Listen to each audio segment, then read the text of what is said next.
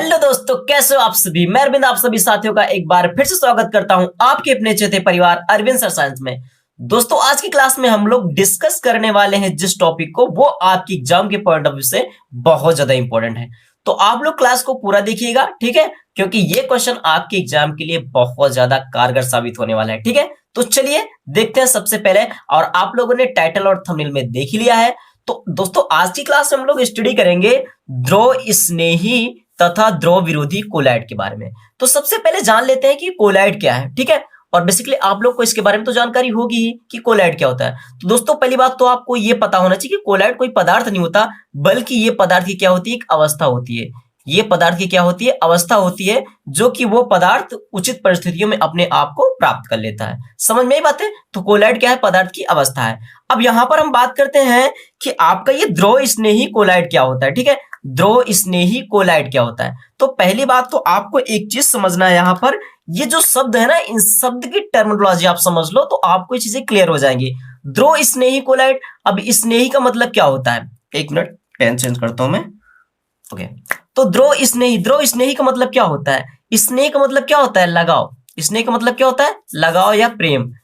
समझ में आई बात है। और विरोधी का मतलब क्या होता है, विरोधी करना। तो सबसे पहले अब यहां पर देख लेते हैं कि ध्रुव स्नेही कोलाइड क्या होता है। इसके अकॉर्डिंग इसी शब्द से इसकी परिभाषा को हम लोग याद कर लेंगे। ठीक है, इसी शब्द से इसकी परिभाषा को हम लोग बिल्कुल आसानी से याद करने वाले हैं। तो चलिए देखते हैं। तो सबसे पहले क्या है कि वे कोलाइड जिनमें परिक्षिप्त प्रावस्था, ठीक है, परिक्षिप्त प्रावस्था परिक्षेपण माध्यम के प्रति अधिक लगाव, ठीक है, अधिक लगाव रखने के कारण आसानी से विलायकीकरण दिखाती है, तथा परिक्षिप्त प्रावस्था परिक्षेपण माध्यम के संपर्क, ठीक है, परिक्षेपण माध्यम के संपर्क में आते ही कोलाइडी विलयन बनाती है। ऐसे पदार्थ को हम क्या बोलते हैं, ध्रुव स्नेही। मतलब ऐसे कोलाइड को हम क्या बोलते हैं, ध्रुव स्नेही कोलाइड बोलते हैं। अब यहां पर समझिए आप, ठीक है, यहां पर बोलना क्या चाह रहा है। पहली बात तो आपको ये दो शब्द समझने बहुत अच्छे से, एक परिक्षिप्त प्रावस्था और आपको एक समझना है परिक्षेपण माध्यम। अब आपको ये चीज समझने से पहले आपको एक बात ये समझना है दोस्तों, जैसे आपको पता होगा, आप लोगों ने देखा है कि विलयन के बारे में, ठीक है, आप लोगों ने विलयन के बारे में तो देखा ही है, सुना ही है।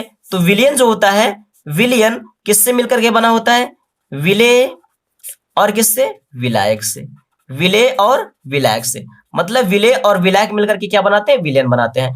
तो जिस विलयन में, मतलब कहने का मतलब क्या है कि विलयन में जिस पदार्थ की मात्रा कम होती है उसे हम विलेय बोलते हैं, और जिस पदार्थ की मात्रा ज्यादा होती है या फिर विलयन का रूप जिस पदार्थ की अवस्था जैसी होती है उसको हम विलायक बोलते हैं। सीधा सा आपको ये समझना है कि विलयन जो होता है वो दो, विलयन के जो हिस्से होते हैं दो होते हैं, एक होता है विलेय, एक होता है विलायक। तो जिसकी मात्रा, मतलब जिस पदार्थ की मात्रा कम होती है उसे विलेय बोला जाता है, जिस पदार्थ की मात्रा ज्यादा होती है उसको विलायक बोला जाता है। भाई विलयन होता क्या है, दो या दो से अधिक पदार्थों का समांगी मिश्रण क्या कहलाता है, विलयन कहलाता है। तो इसके जो हिस्से होते हैं, एक होता है विलायक, होता है विलेय।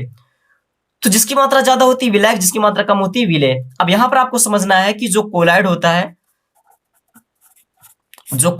है, अब कोलाइड के भी दो हिस्से ऐसे ही होता है। एक होता है परिक्षिप्त, एक होता है आपकी परिक्षिप्त प्रावस्था, और एक होता है आपका परिक्षेपण माध्यम। एक होता है आपका क्या, परिक्षेपण, एक मिनट, परिक्षेपण माध्यम। तो दोस्तों आपको ये बता दें कि जो आपका परिक्षेपण माध्यम होता है वो विलायक की तरह काम करता है, और जो आपकी परिक्षिप्त प्रावस्था होती है वो किसकी तरह काम करती है, विलेय की तरह काम करती है। आई होप आपको इतनी बातें समझ में आ गई होंगी। तो कहने का मतलब क्या है कि जिस पदार्थ की मात्रा कम होती है, ठीक है, कोलाइड में, उसको हम परिक्षिप्त प्रावस्था बोलते हैं। जिसकी मात्रा अधिक होती है उसको हम क्या बोलते हैं, परिक्षेपण माध्यम। तो परिक्षेपण माध्यम किसकी तरह बिहेव करता है, मतलब आपका विलायक की तरह होता है, और परिक्षिप्त प्रावस्था विलेय की तरह। आप इससे रिलेट करके इस चीज को समझने का प्रयास करो। तो कहने का मतलब क्या है कि आपका जो कोलाइड होता है, ठीक है, तो परिक्षिप्त प्रावस्था, मतलब जो आपका परिक्षिप्त प्रावस्था होता है, परिक्षेपण माध्यम के प्रति अधिक लगाव रखने के कारण आसानी से विलायकीकरण दिखाती है। कहने का मतलब क्या है कि जब आपका परिक्षिप्त प्रावस्था परिक्षेपण माध्यम से भाई लगाव रखती है, लगाव का मतलब क्या है, उसके प्रति ज्यादा ही क्या है भाई साहब, उसके प्रति ज्यादा इसको प्रेम है, प्यार मोहब्बत ज्यादा है। तो भाई सीधी सी बात है, तुम्हें भी जिससे ज्यादा प्रेम होगा उसे जाकर के चिपक जाओगे, तुम उसे जाके चिपक जाओगे, तो उससे घुलने मिलने का ज्यादा प्रयास करोगे, किससे, जिससे तुम्हें प्रेम है, जिससे तुम्हें लगाव है। तो सीधी सी बात है, जब परिक्षिप्त प्रावस्था का लगाव परिक्षेपण माध्यम से ज्यादा होता है तो वो आपका दोनों मिल जाते हैं और मिल करके कोलाइड बनाते हैं।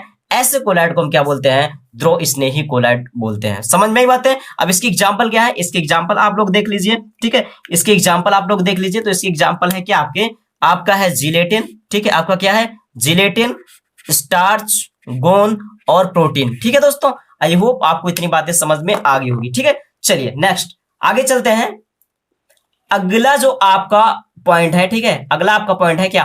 अगला जो टॉपिक है आपका वो क्या है? द्रव विरोधी कोलाइड। अब द्रव विरोधी का मतलब क्या है? सीधा सा फंडा इसका यही है। इसका सीधा सा फंडा आपको यही समझना है। वहां पर क्या था कि जो आपकी परिक्षिप्त प्रवस्था थी, ठीक है, परिक्षिप्त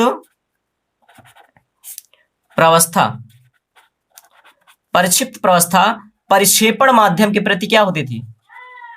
परिक्षेपण माध्यम के प्रति अधिक लगाव रखती थी। लेकिन यहां पर क्या है? परिक्षिप्त प्रवस्था और प्रक्षेपण माध्यम क्या होंगे? एक दूसरे के विरोधी होंगे। मतलब सीधी सी बात है भाई, जो विरोधी होंगे वो मिलेंगे ही कहां? उनमें प्यार मोहब्बत कहां बढ़ेगा? वो आपस में कहां मिलेंगे? नहीं मिलेंगे ना। इसका मतलब क्या है कि वो नहीं मिलेंगे, तो सीधी सी बात है एक दूसरे का विरोध करेंगे। अब जब विरोध करेंगे तो ऐसे पदार्थों को, मतलब ऐसे कोलाइड को हम क्या बोलेंगे? द्रव विरोधी कोलाइड। अब यहां पर अगर इसकी हम डेफिनेशन देखते हैं तो इसकी डेफिनेशन क्या है कि वे कोलाइड जिनमें परिक्षिप्त प्रवस्था, ध्यान समझिएगा, परिक्षिप्त प्रवस्था परिक्षेपण माध्यम के प्रति कम लगाव, ध्यान समझिएगा, कम लगाव दिखाती है तथा सरलता से विलायकीकरण नहीं होता है, द्रव विरोधी कोलाइड कहलाते हैं। मतलब समझ में आई बातें? वही बात मैं आपको समझाना चाह रहा हूं।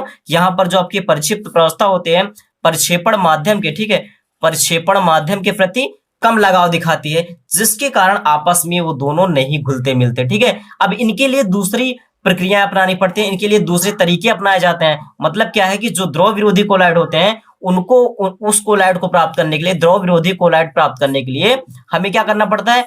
कई सारी प्रक्रियाएं करनी पड़ती हैं, कई सारे तरीके अपनाए जाने पड़ते हैं, ठीक है, जिसके बदौलत ये जाकर के आपके द्रव विरोधी कोलाइड तैयार होते हैं। तो कहने का मतलब क्या है कि परिक्षिप्त प्रवस्था प्रक्षेपण माध्यम के प्रति जब कम लगाव दिखाती है तो वो आपका आसानी से विलायकीकरण नहीं होती है। ऐसे कोलाइड को हम क्या बोलते हैं? द्रव विरोधी कोलाइड बोलते हैं। इसकी एग्जांपल आप देख लीजिए, धातु ऑक्साइड, धातु हाइड्रोक्साइड, इसके अंतर्गत जैसे आपने देखा FeOH थ्राइस और आपका धातु सल्फाइड AH2S3, ठीक है। तो दोस्तों यही था आपका क्या आज का जो टॉपिक है वो आपका क्या है? द्रव विरोधी कोलाइड और आपका द्रव स्नेही कोलाइड, ठीक है। तो एक बार सरसरी निगाह से हम लोग यही समझ लेते हैं कि जब आपका, ठीक है, जब आपका परिक्षिप्त प्रवस्था परिक्षेपण माध्यम के प्रति अधिक लगाव दिखाती है, अधिक प्यार मोहब्बत, है ना, प्यार मोहब्बत का इजहार करती है, तो इसका मतलब क्या है भाई? चिपक जाते हैं आपस में। जब चिपक जाएंगे तो जाहिर सी बात है घुल मिल जाएंगे। जब घुल मिल जाएंगे तो उनको क्या नाम दे देंगे? द्रव स्नेही कोलाइड।